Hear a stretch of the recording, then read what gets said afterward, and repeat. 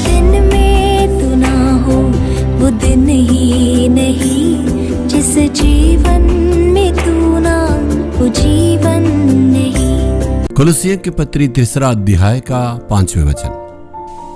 इसलिए अपने उन अंगों को मार डालो जो पृथ्वी पर है, अर्थात व्यभिचार, अशुद्धता, दुष्कामना, बुरी लालसा और लोभ को, जो मूर्ति पूजा के बराबर है।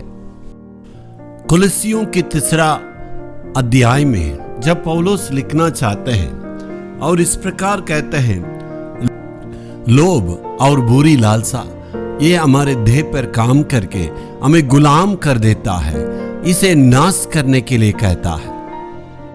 ये सारी बातें स्वर्ग की बातें नहीं है, ये पृथ्वी पर है। इसलिए पौलुस कहता है यीशु मसीह ने सारी बातों को जो हमारे शरीर पर कार्य करता है, उन बुरी बातों को क्रूस पर नाश किया है। यीशु मसीह को ग्रहण करने के पहले इस दुनिया में आपने दूसरे तरीके से जीवन बिताया, मनमानी जीवन बिताया और जो मन चाहे उसे करते रहे और परमेश्वर का विरोध कार्य के, अशुद्धता में काम किए। लेकिन प्रभु अभी हमें बुलाया है। पौलुस कहता है प्रभु यीशु मसीह में अंदर आने के बाद मसीह के अनुसार उसके ग्रहण करने के लायक हमारा चाल चलन बदलावट होना चाहिए।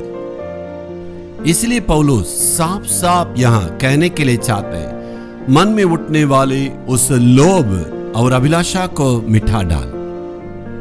किन चीजों पर ध्यान लगाने के लिए कहता है और आगे क्या कहता है, लोभ जो परमेश्वर का राज्य में रहता है, यदि वो लोभी रहेगा परमेश्वर उसे प्रसन्न नहीं रहेगा और वो परमेश्वर का राज्य में भी नहीं आ सकता।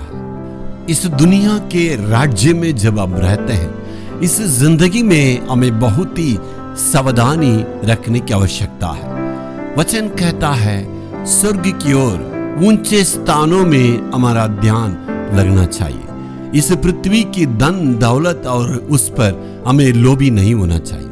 प्रभु का वचन क्या कहता है, पहले परमेश्वर के राज्य को, उसकी धार्मिकता को ऊपर ध्यान दो, बाकी सारे वस्तुएं तुम्हारे लिए दी जाएगी। यानी परमेश्वर अपने आशीष को देना चाहते हैं, लेकिन हम अपने विचारों में धन दौलत और लोभ और अभिलाषाएं, इस प्रकार की पापों पर हमें ध्यान नहीं देना, परमेश्वर हमें आशीष देगा। Hallelujah, hallelujah, hallelujah, hallelujah.